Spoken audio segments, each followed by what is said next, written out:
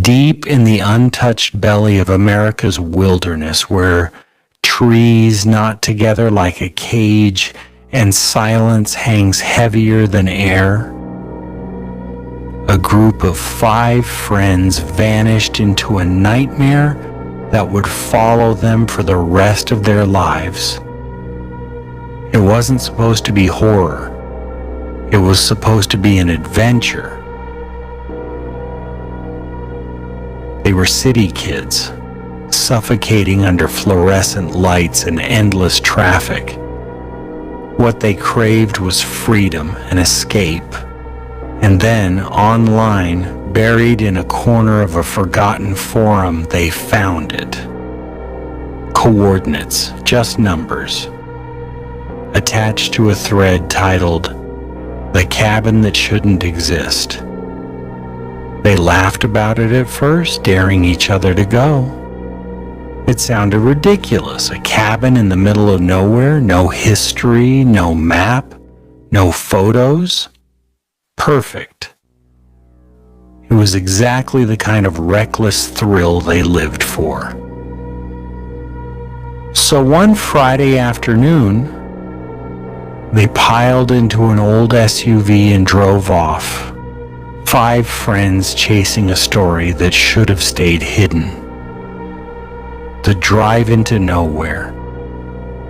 At first it was fun. The music was loud, their jokes even louder. The road wound past sleepy towns where old men stared at them from rocking chairs, past gas stations where attendants warned them about the forest up ahead. "Don't stay after dark," one man muttered as he filled their tank. When they pressed him, he only shook his head. Some things out there don't like being disturbed. They laughed it off. Ghost stories. Every small town has them. But as the sun sank, the laughter died. The forest swallowed the road, tall pines strangling out the sky. Their GPS glitched, then died altogether. Service dropped to nothing. It was as if the world behind them no longer existed. By the time the cabin appeared, night had already begun bleeding across the horizon.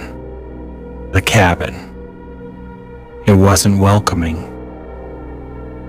The structure leaned like a corpse, too long left standing, wood sagging and black with rot. Broken windows gaped like empty eye sockets, and the porch sagged like a snapped spine. The 5 of them hesitated. For the first time all trip, nobody spoke. Their breath hung in the cold air. Still, they went inside. Dust lay thick across the furniture like the cabin had been abandoned decades ago. The air smelled rancid, sharp enough to sting their throats. The fireplace yawned open, blackened stone surrounding a pit too wide, too deep. A rickety staircase curled upward, vanishing into shadows. The silence was alive. Every step, every whisper seemed to echo longer than it should. They joked to mask their unease, tossing bags on creaking floors, pretending this was just another night away from home, but in their guts, each of them knew they didn't belong here. The first night, they lit a fire.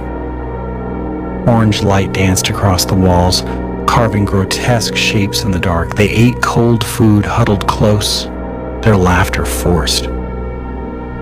And then the forest outside went silent. No crickets, no wind, no sound. came. A shuffle, slow, deliberate, circling the cabin. Every head snapped toward the walls. The sound was too heavy for an animal, too steady for chance. Footsteps, measured, patient. Something or someone was walking around them. Whispers filled the room. No one dared move. The fire popped, masking nothing. Then tap, tap, tap. Fingers, knuckles. Something rapped against the wood. Two of them, Jake and Melissa, grabbed a flashlight and went outside. The beam cut through black trees, illuminating nothing but endless shadows. But the air pressed down, thick and suffocating, as though the woods themselves were holding their breath. Inside, the others waited. The cabin groaned. Then thud, thud, thud. Footsteps. Not outside, above. The loft.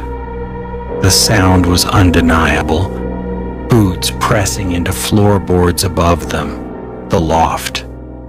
Every creak echoed like a gunshot. The five friends stood frozen, staring up at the ceiling as the steps moved toward the stairs. 1, 2, 3. The staircase moaned as weight pressed down. They should have run. They should have left right then. But terror rooted them in place until the sound reached the bottom of the stairs and stopped. Nothing moved, nothing breathed. Finally, panic broke the spell. They grabbed their bags, their keys, their everything, and bolted into the SUV. The escape that wasn't. The engine roared to life. Gravel spat behind the tires as they tore down the forest road, none of them daring to look back. But even as the cabin vanished into the trees, the terror didn't leave. In the rearview mirror, one swore he saw movement between the trees, tall, twisted shapes, keeping pace with them, melting back into the shadows whenever the headlights touched. Hours later, when the road spat them out into civilization, only then did they breathe again. But something came with them, because that night in the safety of a motel, as they huddled together, the sound returned. Thud. Footsteps on the ceiling. The aftermath. To this day, they refuse to talk about what really happened. They never went back for the SUV. They never tried to retrace the path. But each of them hears the same thing at night. Footsteps, slow, deliberate, descending stairs that aren't there. And the question that gnaws at them if the cabin was never supposed to exist: what walked down those stairs?